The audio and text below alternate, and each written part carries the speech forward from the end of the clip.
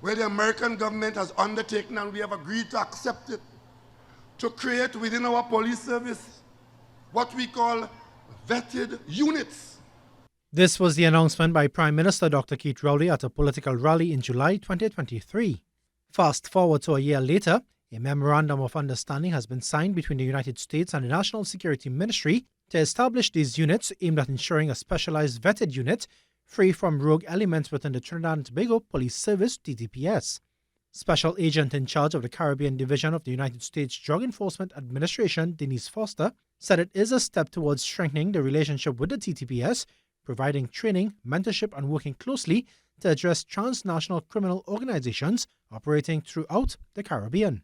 We work with the Trinidad Police Department or Police Services to identify those members of this unit, and there is a process.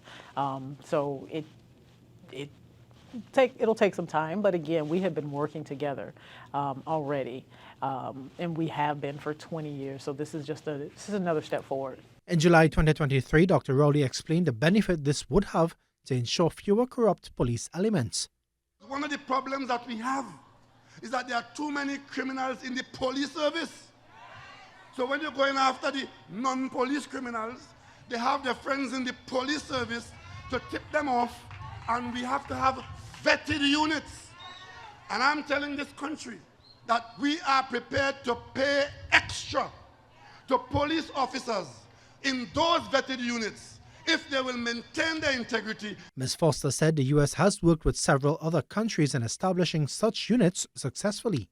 We're establishing one here. We've had units for years in Colombia, the Dominican Republic, Peru.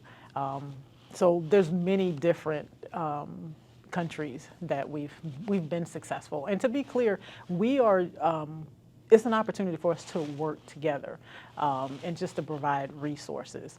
And it's a collaborative effort. You know, the police department, they have been, working and addressing crime for many, many years. So we're just another piece of the puzzle.